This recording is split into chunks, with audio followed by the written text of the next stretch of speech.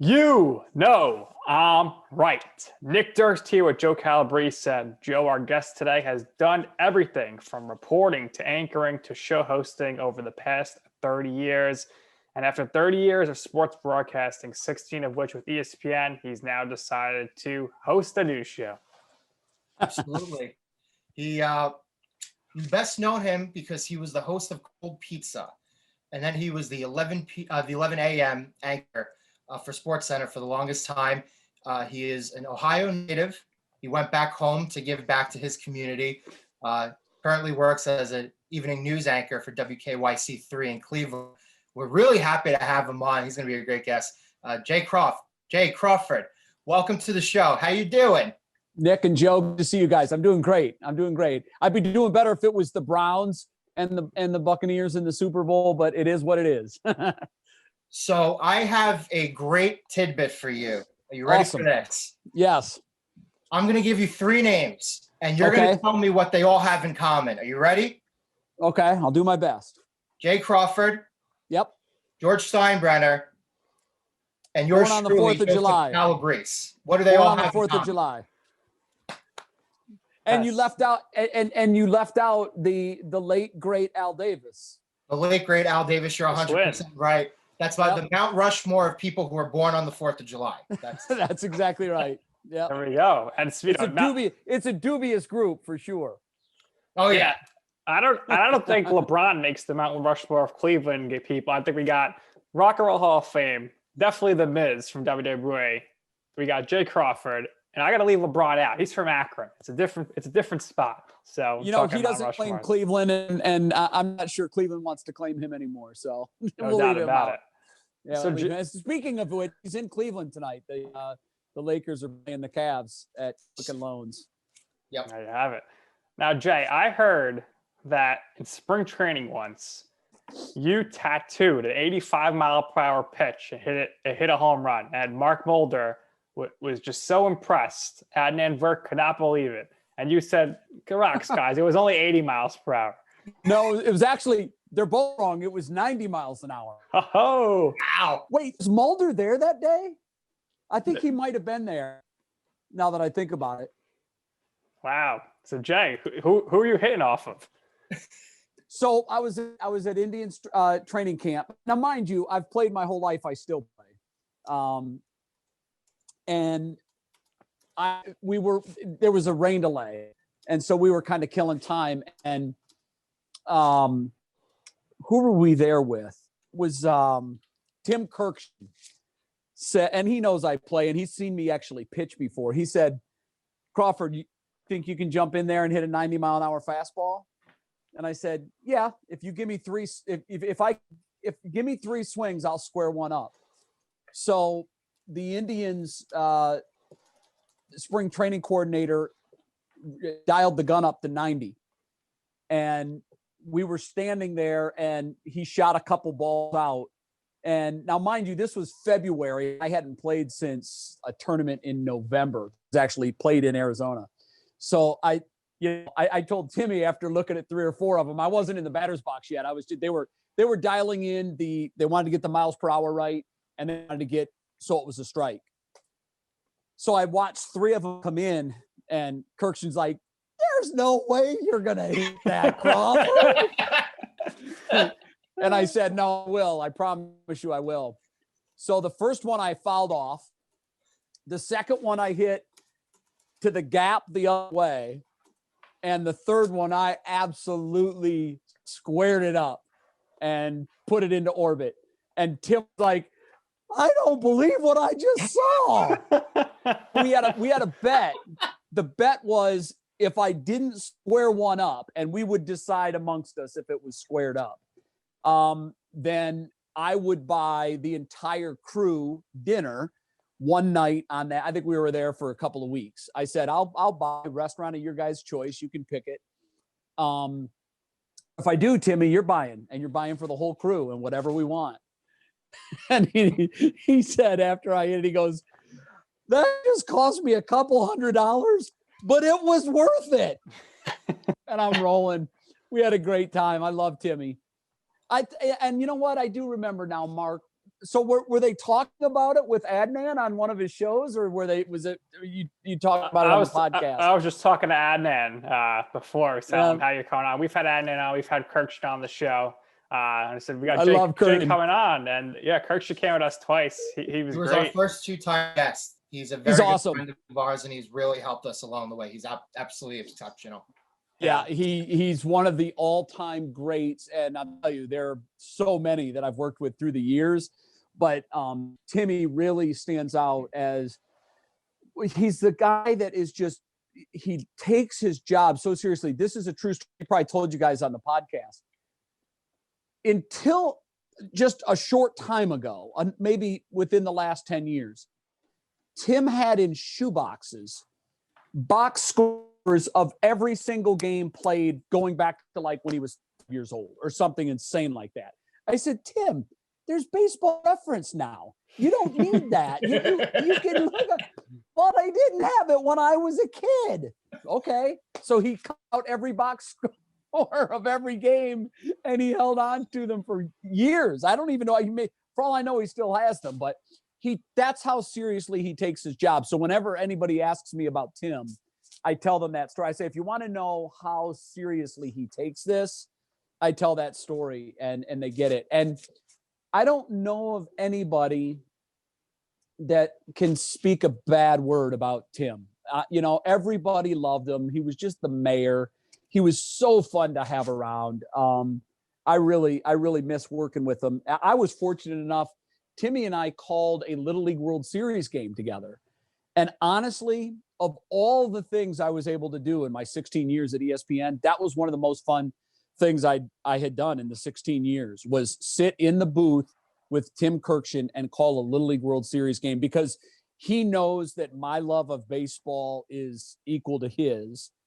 He also knows that I love Little League baseball. I played it. I coached it. I'm still a huge fan of it. People ask me often, do you miss working at ESPN? And I always say, I don't. It's a meat grinder. And for 16 years, I hosted a 2-hour daily show, whether it was Cold Pizza, First Take, or SportsCenter. And for some of those years, SportsCenter was a 3-hour daily host. So it's a treadmill that goes at an incredible speed. It never stops. I don't miss the grind of that. I really don't. But I tell everybody I missed working the Little League World Series. I'd done that, I think, probably my last 5 or 6 years there.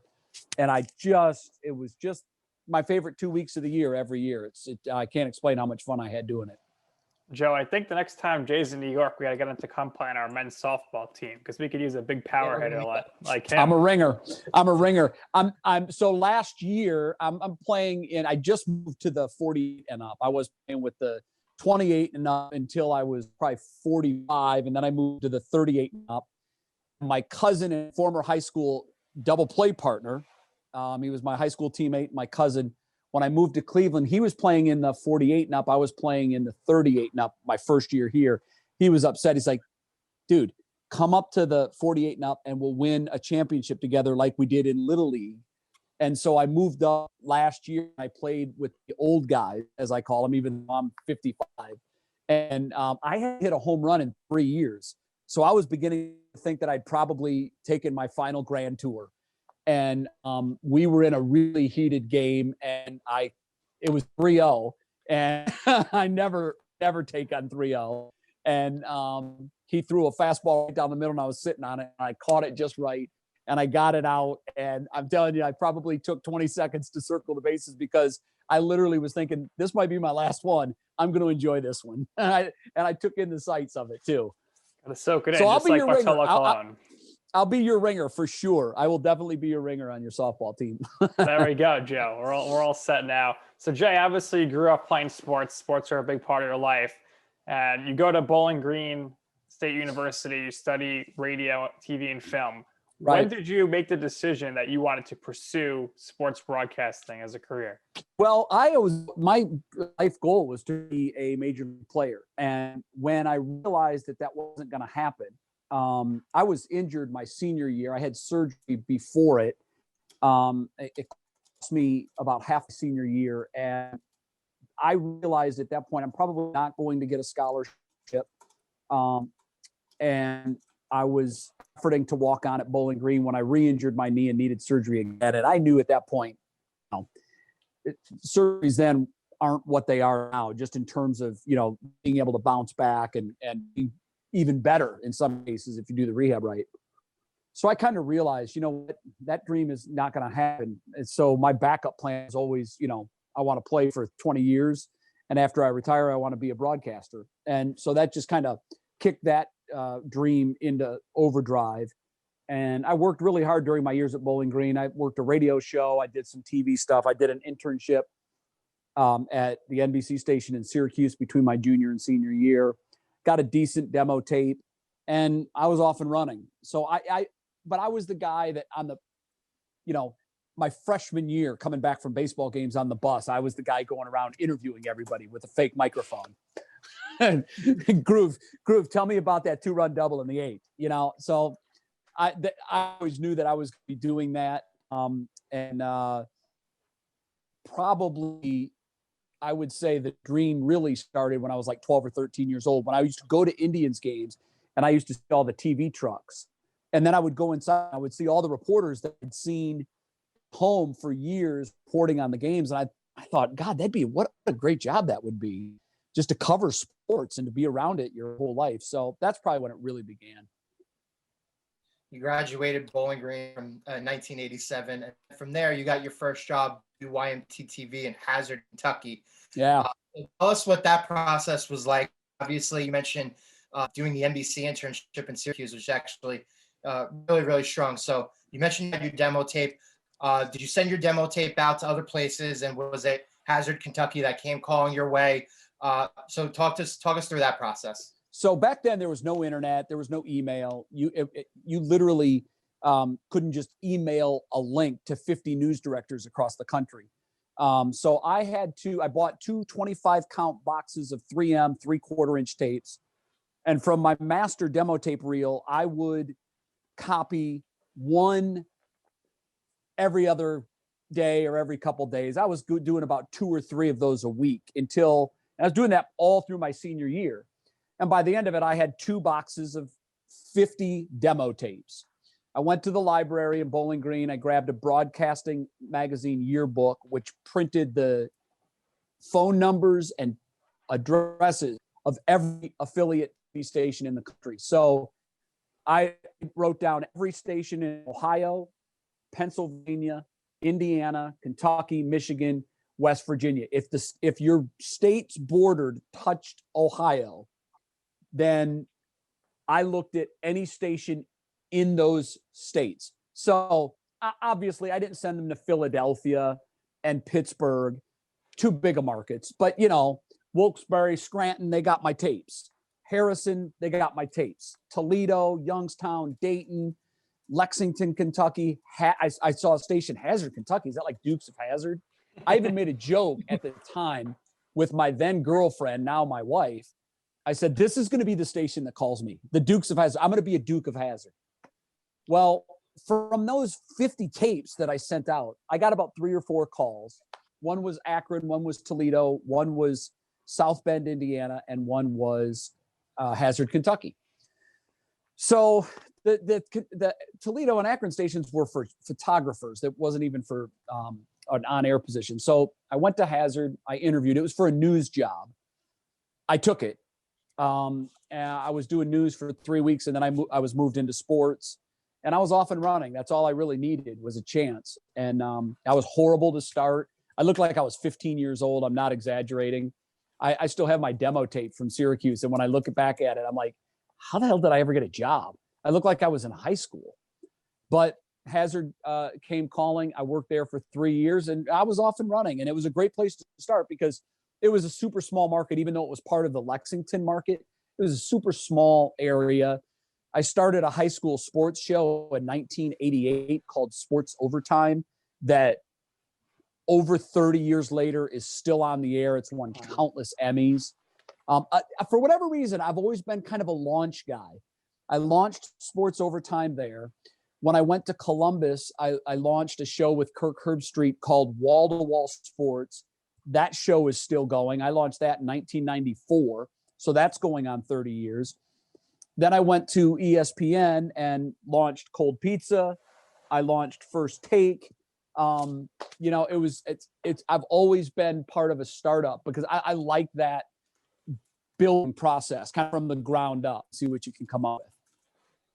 So consider everything that you touch turns to gold. Seems like you got the Midas touch here. I wouldn't say that. So our Nick and I we're on our way up. Are we going to ascend now after we have you on here? Crawford I hope touch. so. I hope so. Whatever karma I have, I will to you over Zoom.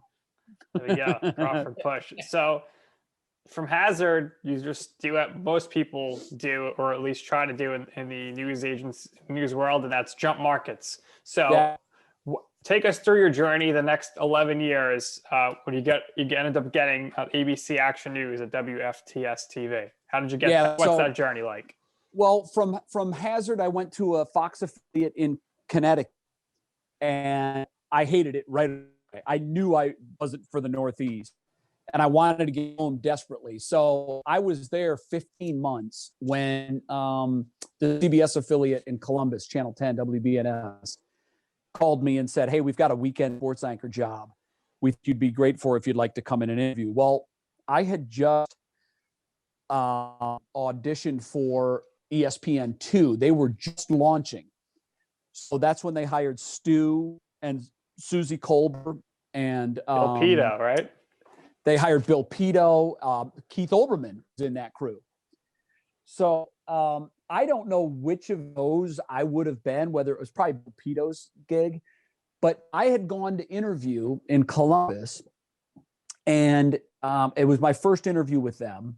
I came home, and literally the very next day, I get a call at my office in Connecticut from ESPN, and they said, "We're launching. We've been watching you on Fox weekends, and we're looking for young, energetic sports guys for this new thing we're going to start called ESPN2, and it's going to be a sports highlight show at night, and it's going to be different. You wear jean jacket and turtleneck, and that appealed to me. So went in, I did an audition. Just as I finished that, Columbus called and said, "We're offering you the job."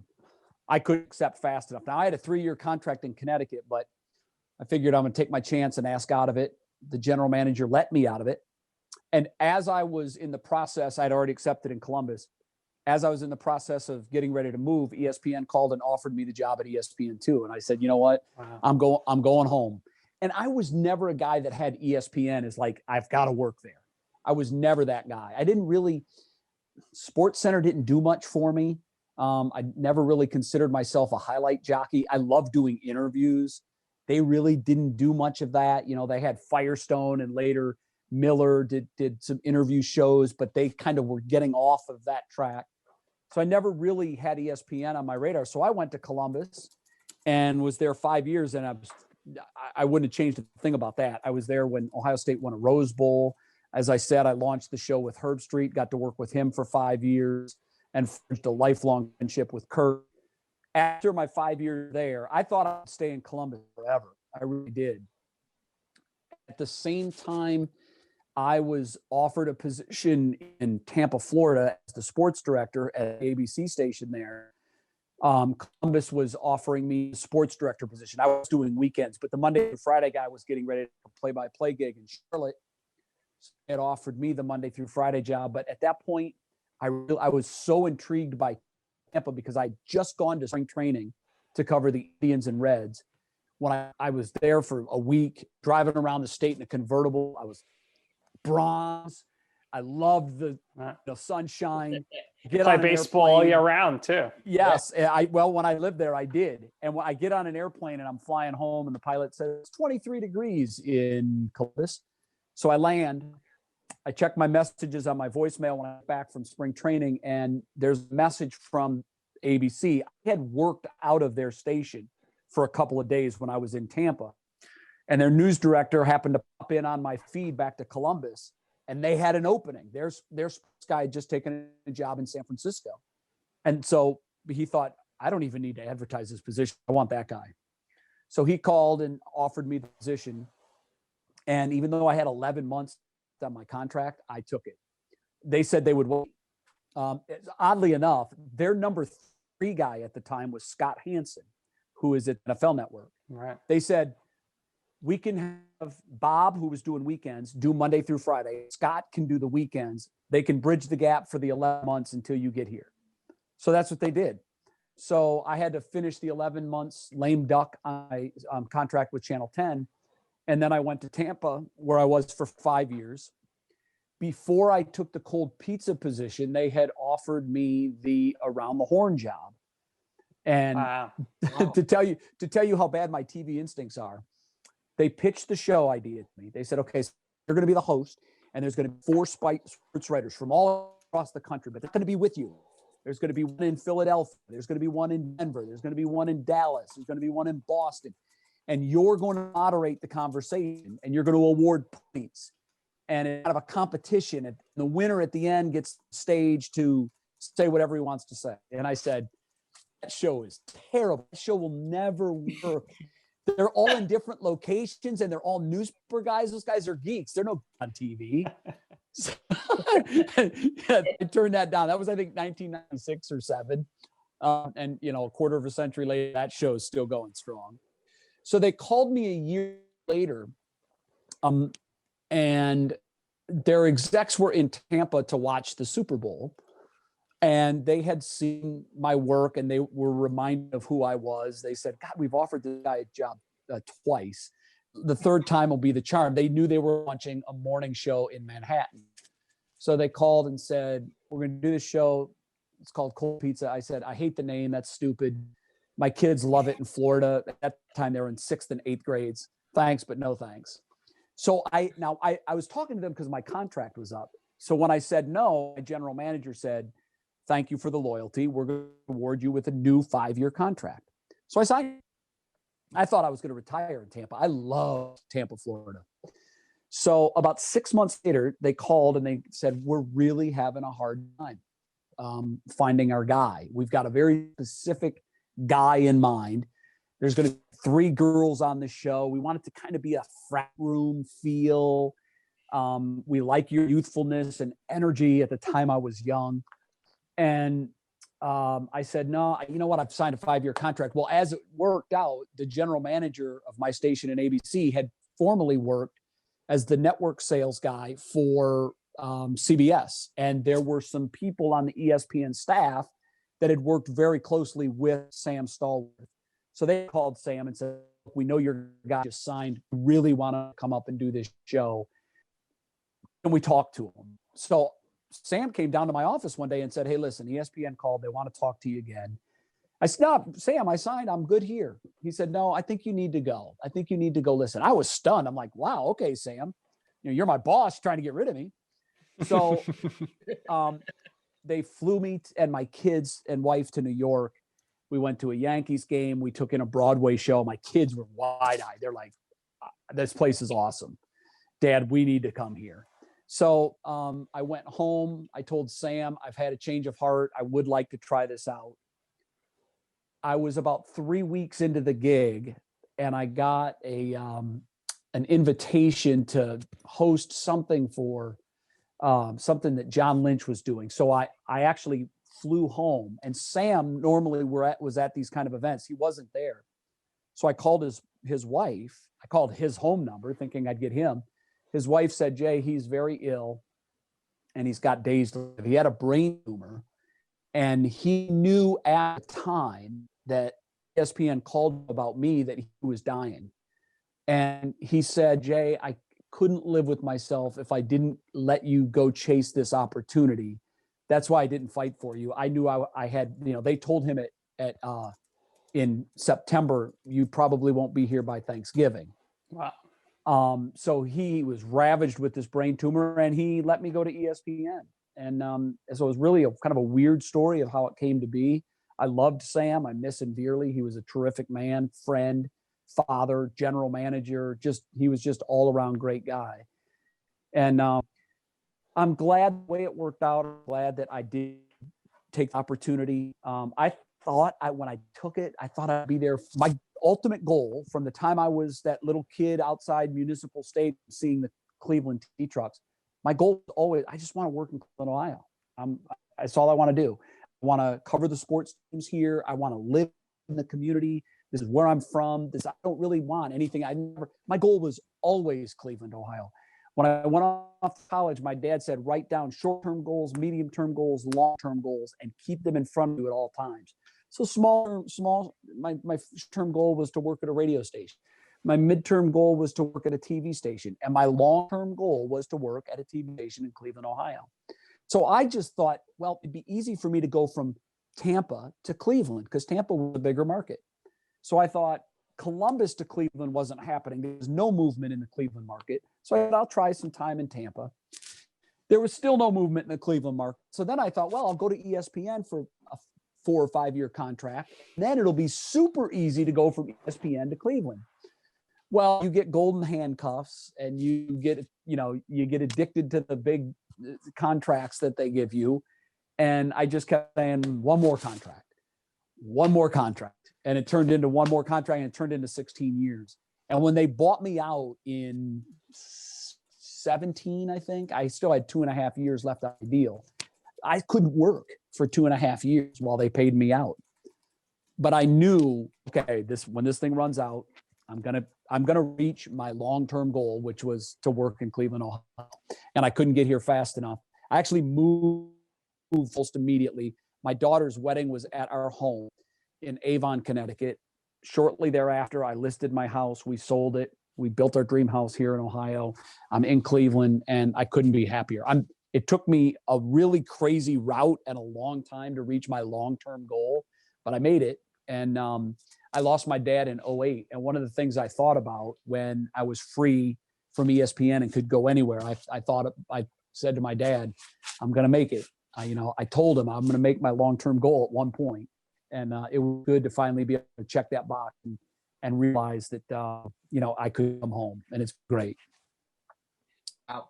That's very powerful. Really great monologue. There's a lot to unpack there, so I'm going to try to do my best to hit on a couple quick points. Sure. Number one, the Around the Horn gig went to Tony Reale, Staten Island guy. Went to Max Kellerman first. Max Kellerman. That's right. Well, It went to Max Kellerman first. But Tony Reale eventually made that show what it was. Yes. But it was Kellerman first, and then it was Reale. It's still on, right? Yes, it is still on. They're still kicking there. All you can name is Woody Page. He's who you worked with. He's the only guy that you know on the show still. We actually we recently had a former panelist on, Jay Mariotti, and he was quite the interview.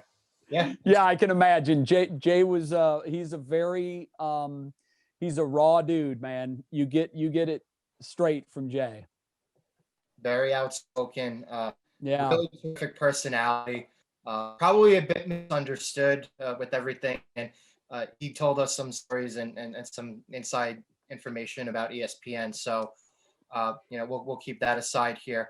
But still a lot to unpack here. It seems like that opportunity at ESPN really came to you because of the strong connections that you had made. And this is something that I think a lot of people, especially in this industry, always wrestle and go back and forth with. You need to make your connections and you need to network in order to have the next opportunity be able to come for you. During this period of time, when you were in Tampa, maybe you were at ESPN, did you have an agent at this point in time? Did you have anybody close to you who assisted you in that type of role? Or did you always find yourself, always knowing the right person, being in the right place at the right time, having somebody else open those doors for you? And I don't know if it's true now. I don't know what the talent landscape is in Bristol now. I know a lot of the people that I've worked with are no longer there. Some are still there. I was at the time, they had told me I was the only guy I negotiated my own contract. I was my own agent.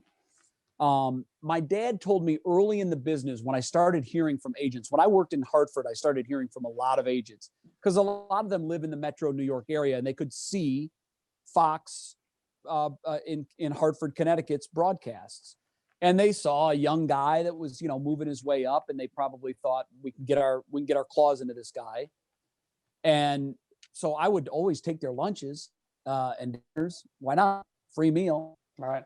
And I would pick their brains too. But I told my dad, like, well, how does this work? And I said, well, they get, they start at 10%. if you're really good and you can kind of write your own ticket, then you can negotiate that down. And I've been offered to sign with guys anywhere from 3% to 10%.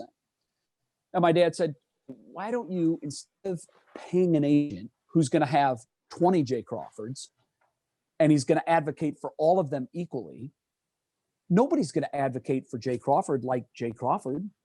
Nobody's going to push you as a product because you've got a wife and 2 kids that are relying on you to get the best deal for them.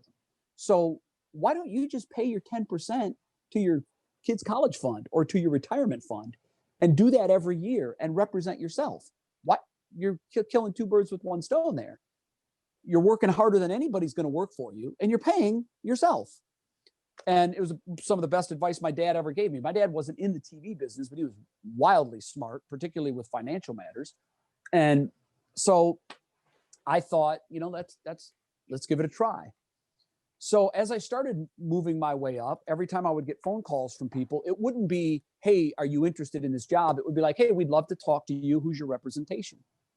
And every time I would say, well, I represent myself, they would all say the same thing. Really? Why? And then I would explain it to them. And they're like, well, that's great. Then we'll talk to you. We'll deal with you. But I knew that was almost an invitation for them to, oh, we got a raw one here. We're going to take advantage of them. Well, I made it my business to know my business. I knew what my skill set was worth just because I had educated myself. Every dinner and lunch I had taken with an agent, I was asking from jump, what do the top guys in this industry make? What can somebody fresh into ESPN expect to make? What can they expect to make on their 2nd deal, 3rd deal, 4th deal? So I just kept doing, boom, I'm down everything I can, knowing that this is going to come in handy one day.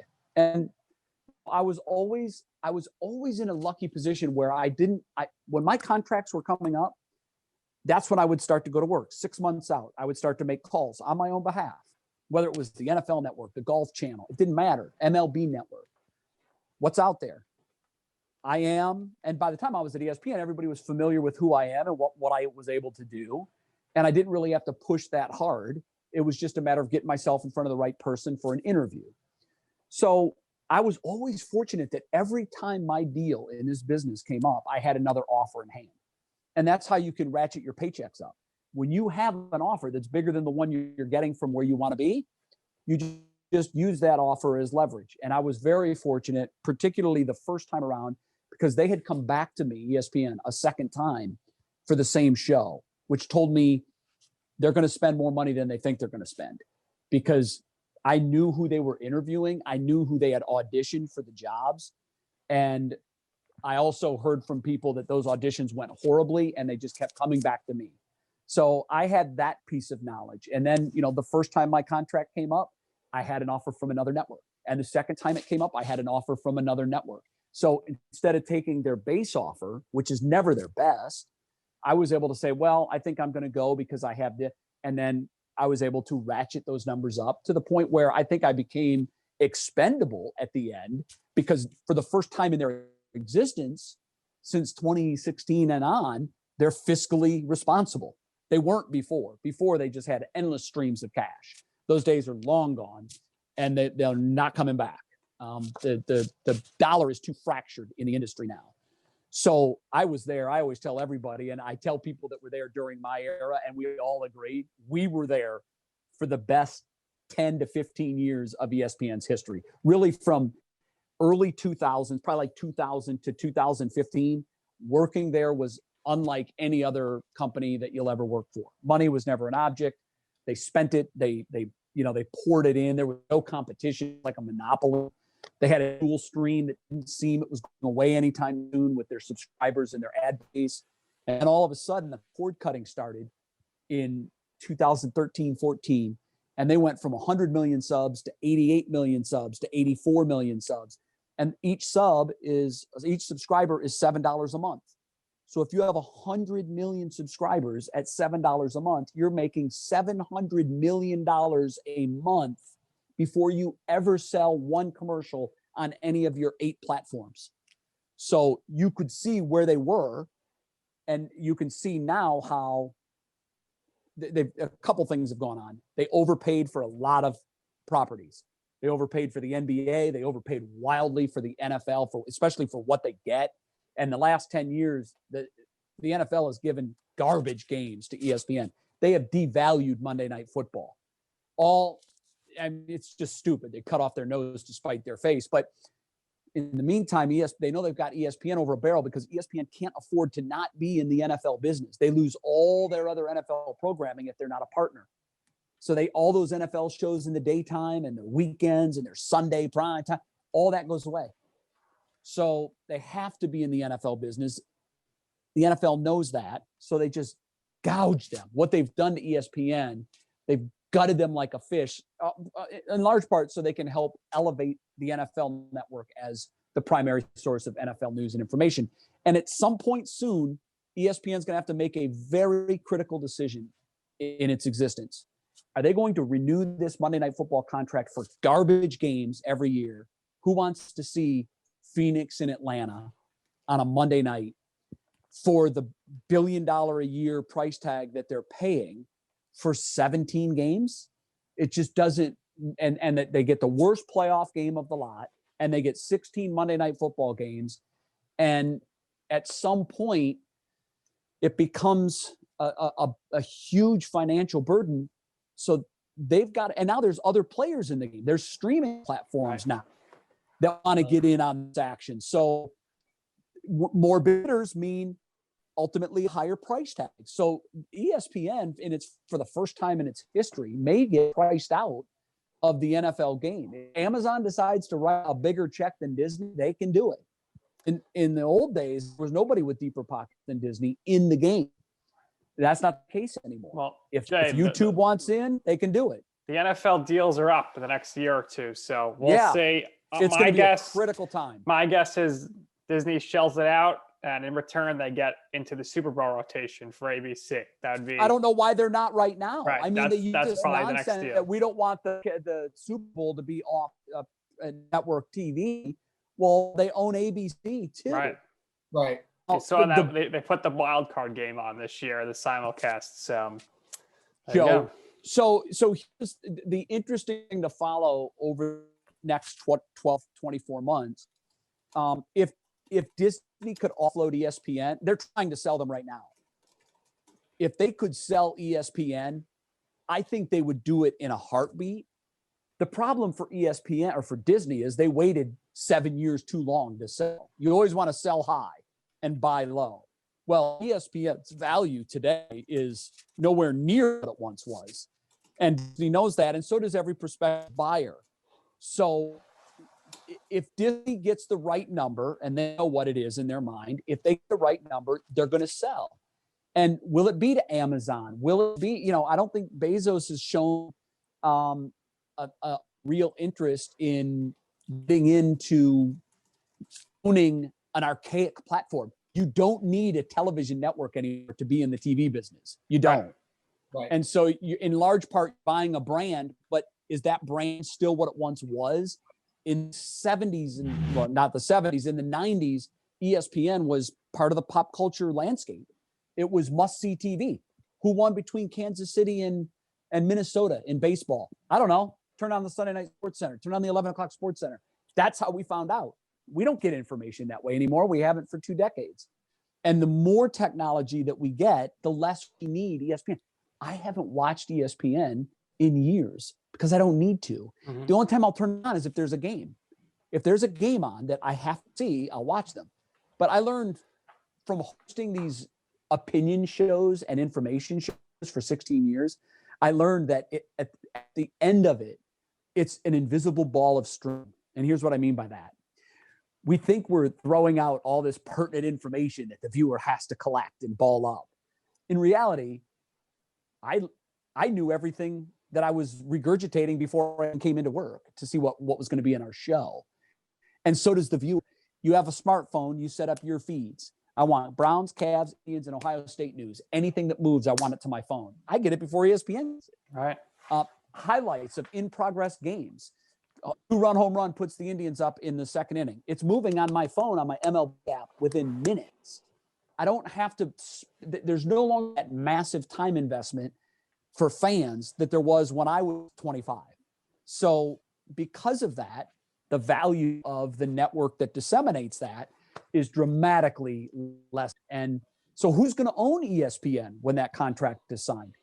I don't know. It's a big question, but whoever it is, you better tread very carefully because you'll likely overspend to get it. And then are you going to be able to monetize your losses on the backside with those daily half-hour shows and your Sun previews and your countdowns and all of that? I don't know. All of those shows now are kind of white noise. They really are. I don't need them. Jay, when you were at ESPN, did you get a free ESPN phone? Remember that when they went into the phone business? Sure. Yeah, absolutely. That was I think a multi-billion-dollar mistake. That might have been the only misstep George Bodenheimer actually had during his time running ESPN. But I did get the phone. Now, looking back on it, when they gave us the phones, they said, these devices are going to change the lives of sports fans. And I rolled my eyes and I said, okay. At the time, maybe you had a pager or, you had a smart device that, nothing like what we have now, but it might give you scores. This is going to give you highlight clips. And I look back on it and it did have a very small 1.5 by 1.5 monitor and grainy video that froze most of the time. But the idea of it was ahead of its time in reality. It failed because you had to have that phone. Right. And ESPN, there was no apps yet, but that was before there was the no apps. And basically it was ESPN deciding our brand is so we're going to go take over the cell phone and the information business. And they weren't built for that. They tried to hire the right people and build the platform out the best they could. It was a valiant effort, but in the end, it was a big $1 billion+ loser. And, if you're a company like Disney, it's like being the Yankees. That's like signing, I'll throw out a reference you guys won't even know, Whitson, and he bombs for the Yankees. Well, $5 million, so we get rid of him and we bring in the next high price free agent. And it's in reality, that's what ESPN at least was at the time. They could have $1 million toe stub and still be fine because they had Disney's rich pockets behind them. And at the time, ESPN was the cash cow of Disney. In about a 3-year span, ESPN went from being the driving force financially behind Disney to being a strain on them. Think about that. And no one could have predicted that in the middle of the last decade. Nobody could have predicted that. But they were kind of blind to the technology that they tried to bring in a decade earlier. They were blind to how far it had come and where it had gone. And ultimately, as TVs cannibalized newspapers and internet cannibalized newspapers, now internet, phones, and those kind of devices, they have cannibalized the information business. The smart properties got involved in those platforms. So now they have a very strong digital presence, but ESPN might have been a little late to that game. They're one of the leaders clearly now based on brand, but they could have been a little more immersed in it a few years sooner, and they might have been in a position to take on those losses. So I want to talk about your time doing cold pizza. First, obviously, did you ever have to eat cold pizza? And then secondly, what was it like working with Dana, Skip, and Woody at first? And could you tell that when you're doing that debate segment there, that was going to ultimately end up becoming its own show? So Dana didn't come on until probably 2 or 3 years into the show. When it was Cold Pizza launch, it was me, a girl named Kit Hoover, who had previously been on MTV's Road Rules, a girl named Thea Andrews, who had a cooking show in Canada, and another girl named Leslie Maxey, who was a Olympic caliber hurdler who went to USC and was trying to break into TV. So that was the original cast. I knew from jump this show isn't going to work because they were trying to make it about too many other things other than sports. It was pop culture. So we did movies, music, TV, and a little bit of sports sprinkled in. And I said from the very beginning, this is going to fail miserably. You're doing a cooking show on the Fish Channel. We know who our demo is. We know what they like. Yes, they do like pop culture. They do like movies and music and TV. We can dabble in that stuff, but that's got to be the dessert. The entree needs to be sports. So we need to be 75, 80% sports talk and 20%, hey, did you see the new movie that came out this weekend? And so do a movie segment here and there, and a music segment, a new CD drops. You have a band and you do those interviews. But we had the cart before the horse. We were doing all the other stuff. And then, oh, by the way, did you see the Yankees game last night? What a great World Series. And so I was pleading from jump, please, please, please, guys, let's sports this show up. Mark Shapiro at the time was in charge of the show. He was, I think, number 2 or 3 at the network at the time. And he kept promising me, Jay, be patient. Jay, be patient. If we change course now, it's gonna be us admitting that we made a mistake. We got to let's ride this out. So it was about a year, I think. They said, okay, might have been 9 months. They said, Mark Shapiro called me at home one night and he said, we just signed Woody Gage and Skip Bayless. They're going to be in studio in New York with you every day. You're going to talk sports with them 4 segments out of the show. We had 10 segments in the show. So those 4 segments are going to be hardcore debate sports segments. 2 of the other 6, if the events of the day won't, 3 of the other 6 will be sports interview segments, recaps with highlights and whatnot. And then the other 3 will be a little bit of music, a little bit of movies, a little bit of all the other stuff. I was thrilled because I finally had 2 guys on the show I could talk sports with. I loved Kit and Thea. Their sports knowledge wasn't where it should have been in terms of hosting a daily 2-hour network talk show. And I'm not saying anything behind their backs. They would both admit that, admitted it to me many times during the show. So after about a year and a half or maybe 2 years, Kit and Thea left the show, and that's when we got Dana. So now with Dana, we got a SportsCenter quality anchor. She was doing a lot of ESPN news, but she had mixed into SportsCenters here and there, but she clearly knew sports. She had sports chop. She could sit with me and Skip and Woody and talk, God, they screwed up the timeouts in the second half and it called them. She could go as deep as we needed to go. And that's when the show took off. But it was those 4 debate shows, because we launched another show during time at ESPN, and that was the 30-minute spinoff called First and that ran in the afternoon. And that was all of our 4 debate segments from Cold Pizza plucked out of that show, edited together for a 30-minute live show. We retaped the ins, the outs, and the teases, and we had another 30-minute show. That show took off almost instantly because it was a hardcore sports debate show with good personality and good debate. And so it fit perfectly. It launched ESPN's afternoon debate block. That's what got all the other debate shows going, with, from around the horn and PTI and everything else. But we got that block kicked off. And the longer we did Cold Pizza, we moved Cold Pizza to Bristol after, with high definition coming out, we were in the ground floor of a 40-story hotel, the New Yorker Hotel, right across from Madison Square Garden. We couldn't expand our studio because we had huge concrete pillars, all 4 of them, in the middle of our studio space. And so they wanted to try to change this studio to a high definition studio, which as you guys know, has the letterbox screen instead of the 4x3. And we couldn't get any shots because these pillars were in the way. And obviously you can't knock out a pillar that holds up a 40-story hotel. So we had to move back to Bristol because they had just built a brand new digital center and we had a brand new studio for us to use.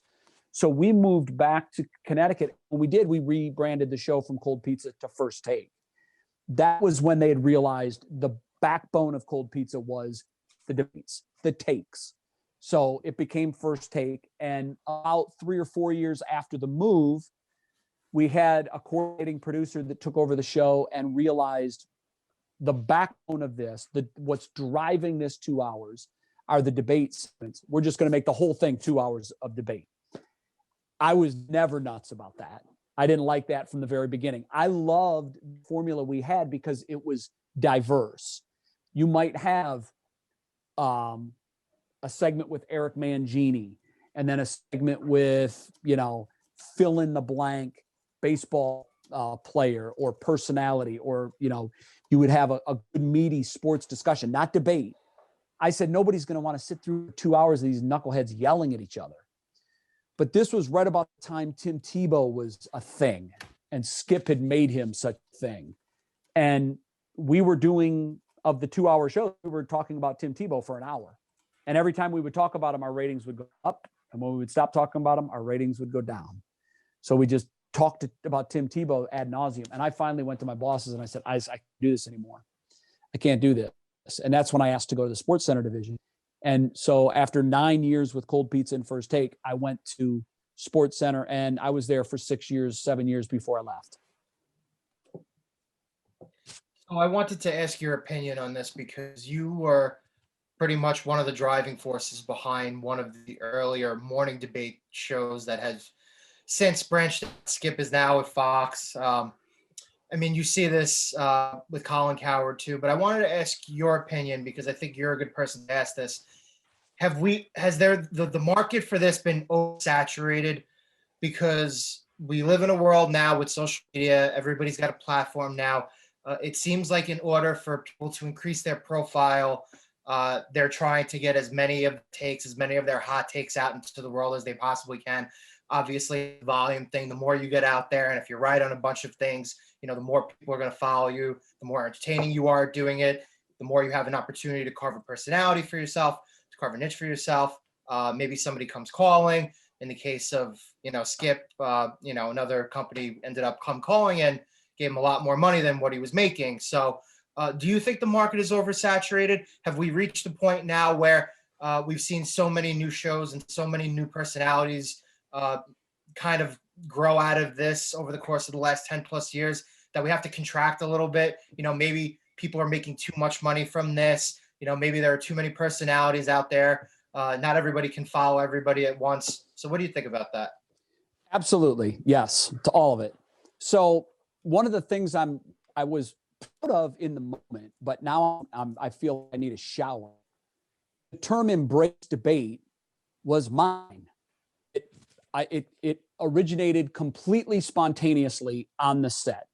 I wanted to find a way to sort of brand the beginning of our show. So it was always Skip Bayless to my left, Stephen A. Smith to my right, gentlemen shake hands, let's embrace debate. It was just it just generated itself spontaneously on the set. My boss that I said, the coordinating producer, Jamie Horowitz, the one that decided it was going to be all debate, loved it. So he decided that's going to be our brand. That's going to be our mantra, embrace debate. It's going to be on the screen. We're going to say it a lot. It really kind of was the beginning of a movement, unintended as it was on my part. I never embraced debate. That's the irony of all of this. I wasn't embracing it from the first. I liked it sprinkled in, but I knew that I called it the Who Wants to Be a Millionaire effect. You guys are too young for this, probably. Oh, we know, Regis. Come on, of course. Okay. Well, when it started, the show was on Sunday nights, okay, once a week. It was appointment viewing. It was huge. It was the show that when you went to work on Monday, you could talk everybody to walk through about it because everybody saw it. And then they said, well, if it's good on Sunday, it'll be good on Tuesday. And then they said, if it's good on Sunday and it's good on Tuesday, it'll be great on Thursday. And they killed it. Every day of the week. They killed the golden goose. And so you can have too much of a good thing. You really can. Moderation, people. And I was preaching it to Jamie Horowitz. I said, look, this isn't for me. You're going to drive this format directly into the center of the earth because I'm captive. I have to sit between these guys every day for 2 hours. My ears hurt. It's hard to watch people get that angry and yell for 2 hours. And so I honestly think that, and I don't think this is self-serving in any way, but I got out of that after 9 months of 2 hours of debate. I got out of it at exactly the right time. Now, TV executives, I would laugh. You flip through the TV guide on the TV, you see all these shows that were big in the 80s, 90s. MacGyver is on. Roseanne they brought back. Even when they killed her, now it's still on. And they've got, all these shows. Same with Hollywood. Let's make a sequel. Where are the original thinkers? Where are the good ideas? Where are the new launching pads for new formats? Absolutely. These executives that make all of this money can't come up with anything. So they just take something that's popular and they repeat it. And that's what Fox did with the debate brands. And ESPN said, well, you know what? One debate show's good. We're going to have 12 of them. It's done. It's over. It's tired. That's one reason I don't watch any of the sports networks. And the other thing is, I honestly feel that the viewer is smarter now. The viewer knows that I used to be asked all the time, there's no way they can believe that stuff.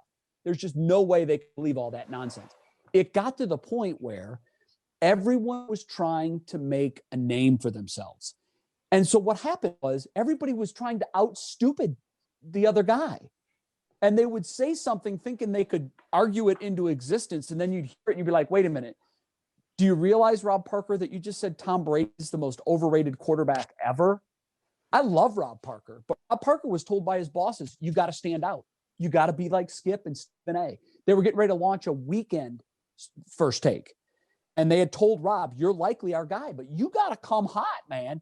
You got to come hot.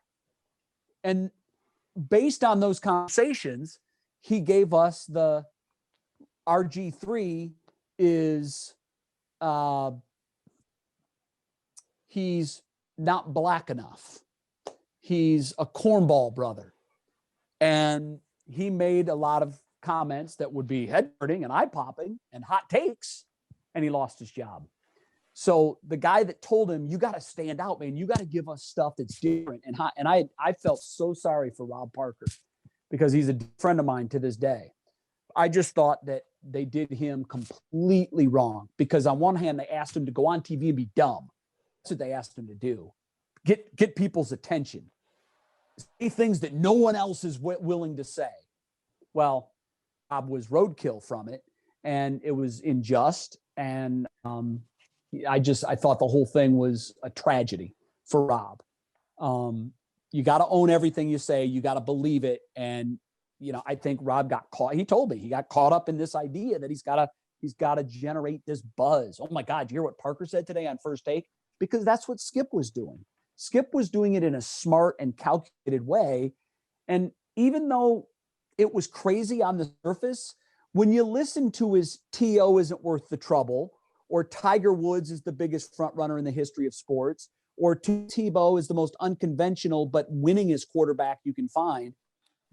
On the surface, those things are nuts. LeBron James doesn't have a clutch gene, but he argues these things so well and so professionally and he yells loud enough and he hits the table hard enough. And after a while, you start to think, I don't know, maybe he's right.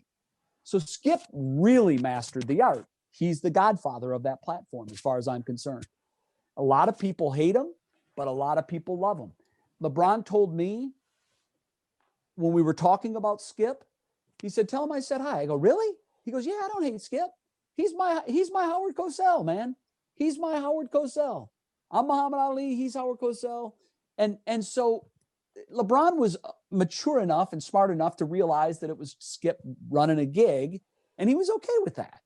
But I think a lot of people have figured it out, and the gig's kind of up.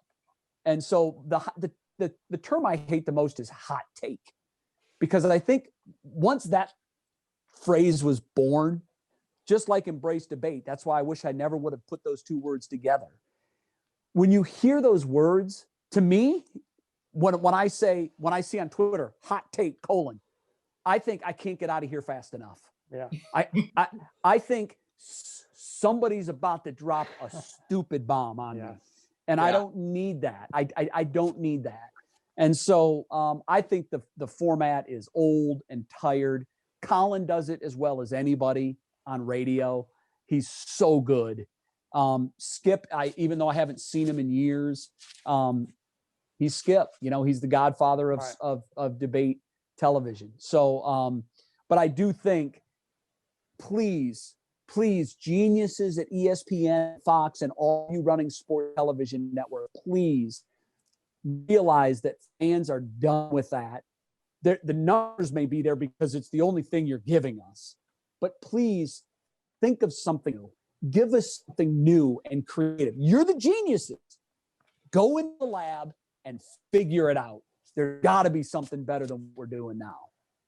Yeah. Now, Jay, when you were in New York and you got to find out you're moving to Connecticut, what was your family's reaction to that? Or did you live somewhere halfway through? And also with the show, how hard was it for you between Stephen A and Skip to get to producer count every year? Like, hey, we got to get to commercial. I mean, you have to cut them off sometimes. Yeah. So first off, I'll go to the first question about New York. When I moved my kids from Tampa, they were in the 6th and the 8th grade. So I figured 6 years in New York, my kids will be graduated from high school. I can go to Cleveland. Well, I signed a 4-year contract, so that didn't get me there. But after 3 years, my boss has come to me and said, we're moving the show to Connecticut. I immediately said, you're not with me. I'm not going. I'll get a job in New York. And I had an offer and they were going to leave my contract because they essentially were breaking the contract. They were moving. I had 1 year left on they were moving the show from Connecticut, from New York to Connecticut. It's 100 miles from my house to the front door at Bristol. I said, I'm not going to do that. So I had talked to CBS in New York, and I had an offer, and I was ready to take it, and I was ready to stay in New York and then go to Bristol. And John Skipper and I had a conversation. What's the big hurdle? And I said, the big hurdle is my kids now are in the 11th and the 9th grade. My son was a very good athlete and was in a school where his athleticism had already been discovered and was appreciated. And I knew he was on his way to a college scholarship somewhere. I didn't want to move him and he had to all over at a new school. Didn't want to go through that. So I said, it's family. I just can't do this to my family. I'm going to stay in New York. And he said, what if we handled transportation? So we got you from your house just across the Hudson River to the studio in Bristol every day. No cost to you. We would hire a driver. I said, John, that's 100 miles each way. That's 1,000 miles, 10 hours in a car 20 hours in a car every week. It was 2 hours there and 2 hours home. And it was a 5-day-a-week show. He said, I will hire you a driver. And we had a driving service that picked me up at my home in New Jersey and brought me into New York every day because it was an early show. And I could do research in the back seat, and I had a little Wi-Fi connection on my laptop, and I could write scripts and do research and everything. So he said, we'll pick it up. So for 5 years, guys, 5 years, every single day, I drove 100 miles to work, and I would write the show in the back seat, do research, conversations with producers and researchers, do the show, get in the car, sleep in the back seat, the 2-hour drive home. I did that every day for 5 years. Were you going in at like 6 o'clock in the morning or 5 o'clock in the morning? We would leave the house around 5 o'clock in the morning. I'd get there around 7. The show started at 10. We were off the air at noon. I'd be back home at 2. It was a grueling day. Even though I wasn't driving, I found out that there's something called truck drivers syndrome. You're in a vehicle moving for large chunks of your day. It throws off your body. It throws off everything. It makes you exhausted. And I don't exactly know the science behind it, but I actually had a doctor tell me that's what you're suffering from. And I just always felt tired. I always felt exhausted. It's a cousin of jet lag, right? Maybe not the same concept. It's a similar concept. It's confusing the internal clock in your body. Right. And besides, when you're doing a 2-hour live show, it's such a grind because, guys, I'm getting up at 5 a.m, but there's always a primetime late sports event that's big that I know is going to be a big part of the show the next. So I got to stay up late to watch it. Monday night football, Thursday night football. I was up until midnight, 1 o'clock, and I'm waking up 3 hours later to get in the car to go to Connecticut. It was brutal. I just wanted to pull the ripcord. I just wanted out of that. So I did that for 5 years. my son, who I thought was either going to go to college on a baseball or a soccer scholarship, decides his junior year he wants to try indoor track in the winter because he didn't have anything in the winter season, and he was always ridiculously fast and just had really good athleticism. So he joins the indoor track team, and he had never done it before. And by the time he graduated, he broke Carl Lewis's New Jersey records for the long jump. Wow. He was a state regional champion in the 100, the 200, the long jump, and the high jump. And I knew he was going to be able to get a scholarship to run track wherever he wanted. So at that point, I felt like my job was done. I got him. My daughter was going to Columbia, which was a half hour from us. Corey decided that he wanted to compete close to home. Our neighbor at the time was a guy by the name of Tim Pernetti, who ran CBS Sports Television, Rutgers. He ran CBS Sports Television for a while. He was with ABC and ESPN before that. Rutgers asked him, he had played football at Rutgers. Rutgers asked him to come be the athletic director. He got them into the Big Ten thanks to his TV contract knowledge from his days in sports television. We were very good family friends. They lived right around the corner from us. Tim said, let that kid go to Rutgers. I'm going to take care of him. I'll be his dad on campus. So we felt fine putting him at Rutgers. And then I finally thought I can move now. So we sold our home in New Jersey, and we bought a home in Avon, Connecticut. And then that made my commute 20 minutes. But those years were absolutely brutal. When I look, the human spirit's amazing. Whenever you're in something that's really, really overwhelming, the brain has the capacity to push that feeling, that part of it out, and only focus on whatever the positive is. And in my case, I just kept telling myself, 4.5 more years, 4 more years, 3 more years, 2 more years. I've done it this long. I'm over the hump. And I didn't think about the minutia of the actual commute and how exhausted I was by the end of the week from sleep deprivation and from traveling 20 hours a week in a car. I just said, I got to get through the next week. My next vacation's in 7 weeks. I got to get to that. And so you just have these temporary finish lines.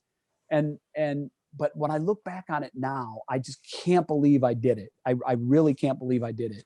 And when I tell people that story, they can't believe that I did it either. It was just incredible that I was able to get through all that. So I want to mention this, and I'll start. I always mention that Nick graduated St. John's here, did communications. I went to Marist College, which is in Poughkeepsie, New York, so Hudson Valley. I have a story just very quickly that I can relate to, and you're the first person who's had a story very similar to mine in that respect, where I understand the grind of here. Senior year, I went there. I had an internship with NBC Sports, and I met somebody in 2012 during the Olympics in London, and he works behind the scenes and he does stuff for rotoworld.com. So he was able to get me an internship that I was very, very fortunate. It actually really helped me in my career over the course of the last couple of years and those connections. But when I was a senior, my second semester, I interned for NBC Sports, and I did it for about 3 months. And I had no means of transportation. I did not have a vehicle at school. I had to wake up 4 days a week at 5:30 in the morning, and I took a car ride from my campus to the train station, which was not far, but again, it's just a hassle of getting in there, finding the cab, finding a company that had drivers awake at that time. I would take Metro North down to Manhattan, and I would get off at the 125th Street. Wow. Stop, and I would take a connector train, another Metro North train, Well, to stay. And my commute every day was 2 hours and 15 minutes. wow. I realized at the time how insane this was. And people would tell me, this is stupid, this is crazy. Why not try to rent a car? That option wasn't really available to me, but I did that 4 days a week, and I did that on Saturday. Was it a paid internship? At NBC Sports, and on Saturday mornings I would go there, and I would do stuff related to the Premier League at the time, and I would do stuff in the morning when Dan Patrick was there. I think he went there. Did they pick up your transportation? But yeah, I used to take Metro North, and I used to take Metro North down to 125, Metro North to Oh, Stanford. I know that line well. I know And it then well. I would take Stanford back to 125. Did they pay you, Joe? Did they pay you Yeah, for the Joe, commute? It was a paid internship, thankfully, and it was. But It did they pick up your travel expense or no? they did not, but I did So get you were paid. well. Essentially, much of your pay then was going for your commute costs. Yeah, that's the way I Well, looked at it. I looked at it. It was totally offsetting, and that the experience ultimately would end up being worth it. But I'll tell you, when that's what you do when you're chasing a dream, and I'm sure you did it in increments too. I just got to get there, and I'll think about the commute when I'm done. And then Right. I'll think about tomorrow morning when I wake up tomorrow. Because if you think of it globally, I got to do this every day for 3 months, or in my case, every day for 5 years. It becomes overwhelming. It will tear you down. There were times where I literally said, I'm quitting. I'm quitting. I'm calling CBS. I'm seeing if that offer is still on the table. I cannot do this. I cannot. This is not well. I'm not well physically. I'm not well mentally. But it's what you do when you're in the moment. And This is how I thought about this. When I started there, it was the end of February. March Madness was right around the corner. NBA playoffs were starting. The NHL playoffs were starting. Obviously, at the time, sports had the coverage. Now NBC Sports Network is on its way out. But Kentucky Derby, Preakness, Premier League. I used to do Premier League on Saturdays. I didn't work Sundays, but I used to do Premier Leagues when they had big games. Premier League games were on Saturday. Sure. There's always something to occupy my time there. And you got to work and you got to see clips coming in from the Dan Patrick Show, from all the studio shows that they were doing. You would see people around the building. There was a Dunkin' Donuts in the building that I believe is still there. My mind was so preoccupied when I was there that when I was on my commute on the way home, I just kind of figured it was a way to decompress and relax. And the hours were killer, but I could definitely relate to you there. And I feel like that's the closest story I've ever heard to somebody who had to experience something similar to what I did. So I just wanted to share it. Thanks. I appreciate it. I appreciate it. Now, Jay, I want to ask you how it was practicing for retirement, getting paid, sitting in purgatory, and then how has it been like now? Full circle here. The dream came true. Cleveland, this one's for you. Working out, not just doing, not really sports, but doing news as the anchor at WKYC TV3 in Cleveland, Ohio. Honestly, Nick, when I started, my 2.5 years of practice retirement, I thought, this is awesome, man. The call, it was so funny. I wanted this a buyout. I knew they were coming, and I was praying for it. I'm like, this will set me free. I can go home to Cleveland now and get paid. I had gone to work in 6 months, and I had a huge raise at my anniversary of my contract. And then I didn't go to work in 18 months, and I got another huge raise. And all my benefits, kept putting money into my 401k. They kept my insurances. I got my raises. It was unbelievable to me. There was nothing negative about it. And I thought, 2.5 years of vacation, this is the greatest thing of all time. And I quickly realized after about 3 months of playing golf every single day and, taking the trips that I wanted to take, I'm like, there's no way I'll last 2.5 years. There's just no way. So it was, the boredom was ridiculous. I had known that I was really tired of the sports gig. At the end of the day, I had realized all this yelling and shouting and predicting, all these experts, they don't know. If they knew, they'd be in Vegas. They don't know. Nobody knows. Nobody could tell you Saturday with 1,000% certainty that the Bills were going to get blown off the field and Tom Brady was going to his 10th Super Bowl, and you can book that. No one had that take Saturday. But Monday when they came in, I'm sure they all said, I told you that the Bills were overrated. I caught on to that game very quickly. And I'm looking at these guys, and I liked all of them. But I'm like, you're not experts. Nobody's an expert. It's like telling me I've got 2 dice in my hand, and I'm going to roll them, and you're going to tell me what each one's going to land on. That's just, nobody can do that. And nobody can tell you with 100% certainty what's going to happen in a game, but yet they all tell you with that authority that this is going to happen. And then on Monday, they'll tell you, I told you this was going to happen. But oftentimes the two were separated by a lot of actual facts. So I realized that gig's old, tired. I don't think I can do that anymore. And I didn't want to work local sports because I want to go to Cavs games. I want to go to the Brown games. I want to go to the Indian games. If I'm working in sports, I can't go to the games. I'm going, but I'm working them like I have for the last 30 years. It sucks sitting in a press box at the World Series as your team is taking a 3-1 lead and you got to sit there like you're just as cool as a cucumber. No, that's not how it's going to be with me the rest of my days. So I knew that I had to get here. But at about 6 months, I was going out of my mind with boredom. And ESPN, I have to say, they were great with letting me do, they let me do 2 projects. They let me do, Patriots launched a postseason network the year they lost to the Eagles in Minnesota. It was the whole week leading up to the Super Bowl. We were broadcasting from the Mall of America. We had this huge space, like 40,000 square foot space, 3 different studio sets. And we had inside, we were getting interviews with Brady, Belichick, and all the stars were coming in. And ESPN let me do that. The Patriots had asked me if I could. I said, you got to go through ESPN. They gave me permission to do that. They didn't have to. And they also let me do, this was a weird one. It was, I don't know, it was in the summer, I want to say. I get a call on my phone, and for some reason, it came up Ice Cube. Somehow I was always a huge Ice Cube fan. My phone, and I at one point I'd met him and I put his number in my phone. I didn't even know it was in there. We were in Disney on a week's vacation, and my phone rang and it said Ice Cube. I'm like, what the hell? Why would Ice Cube be calling me? So I answered the phone. I'm like, Cube?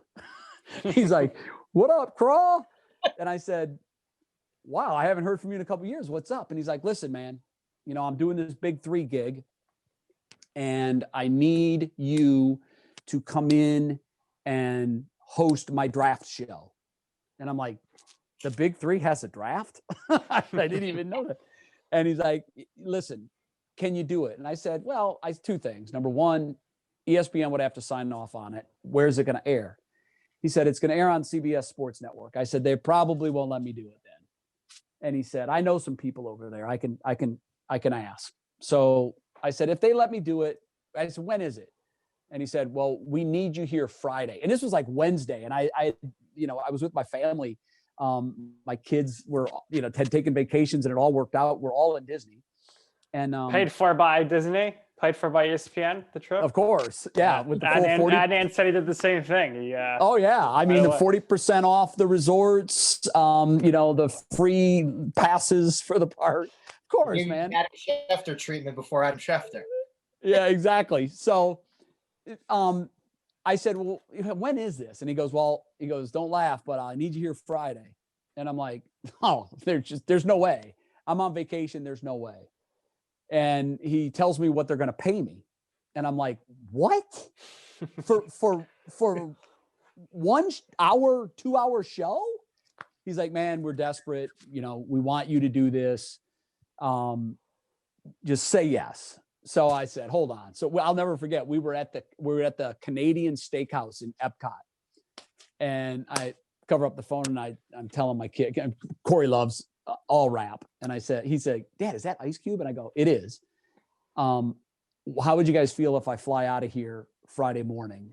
You guys, we had the resort for the week. I said, you guys stay till Sunday, do your gigs, go home on Sunday. But I got to fly to Vegas on Friday night. I'll be home on Monday. And they were like, oh, that kind of sucks. And I told them how much it was going to pay. And they're like, oh, you got to go. Yeah, you got to go do that. So I said, Cube, if you can work it out, you got me. So he called me 2 hours later and he said, I just got permission from ESPN. They're going to let you do it. And I said, they know this is running on CBS Network. And he's like, yeah, apparently they don't consider it competition because they're going to let you do it. Oh, and I texted my buddies at ESPN. I'm like, thanks, man. You didn't have to do that. Really appreciate it. They were great to me. my entire 16 years, I felt like I was working for the best employer in the world. They were just great to work for. When my dad died, he had a long illness, and they said, we want you to keep us abreast on how he's doing. When the doctor told me it's going to be any day now, I told my bosses that, said, get on a plane right now and go. I flew to Phoenix. My dad lasted 3 weeks. When he died, I called him that morning and I said, my dad passed last night. Give me another couple days for the funeral. I'll be back. And before I could even say that, my boss said, no, now mom needs you. Take whatever you need. You gave 3 weeks to your dad. I don't see how you give anything less than 3 weeks to your mom. Stay there. They knew how close I was with my dad, and they knew what my mom, I'm very close with my parents. Who gives someone 6 weeks off paid? It wasn't vacation time. It was just take it, do it. And they did things like that for me all the time. The paying for my commute was not an inexpensive proposition. I can tell you that. Over the 5 years that I did it, if you figure out what a driver would cost a year to do those kind of miles times 5, they spent a boatload of money to keep me on staff while that show was really coming into its own. They didn't want to break up the continuity of the show. So they were great to me. I could never say anything bad about the managers there. Everyone treated me with the most respect, and it was a wonderful place to be. I know that with all these different rounds of layoff, it hasn't been that since I left. And I'm often glad I got out when I did, and I feel sorry for those that got left behind, because with each wave of layoffs, the other jobs in the industry are getting gobbled up by these other people. And at some point, there's going to be a lot of really talented people that are doing jobs that are probably way below their skill set and pay grade because it's the only thing available. And I've already seen that happen to a number of my former colleagues and friends, and I hate it for them. I really do. I don't really want to work much longer. I'm 55. A couple more years and I'm done. You know, maybe this contract and one more with NBC. If I'm not ready at that point, maybe 2 more. But I'll continue to do projects. I do a long form interview show for the Browns. I do different projects that come up. The last couple of years, I've done the Browns preseason games on TV, the play-by-play for those. So I'll pick and choose a few projects a year to keep me busy. But the daily grind of a long form show, I've put in my time, and that's a long, to do that for 16 years. I always say they're like dog years. When you do a 2-hour live show, it's like it takes 7 years off your life, man. It's a long grind. Jay, I think we need to see you be doing 3-on-3 basketball for the Olympics, since you have such experience with the big 3. I'm kind of like the big 3 draft guru now, to be honest with you. Mel Kiper of the big 3. That's exactly. I told Cube, I go, dude, I couldn't name 3 players in your league. You have a draft? Who are you drafting? And they said, well, our number 1 pick's going to be this guy, played in the NBA. And I said, well, send me some information packets, read up on it on the plane ride from Disney to Las Vegas. I got there and I'm like, I'm going to do the best I can, folks, but this is not my specialty. He said, we need your TV expertise. Get us the interviews, get us to the guests, know at least the pertinent players, know the teams, how they did last year. And, we had fun. We had a great show. It was 2 hours. I'm sure that league's probably gone with the pandemic. I don't think they're still doing it, but it was fun. I enjoyed it.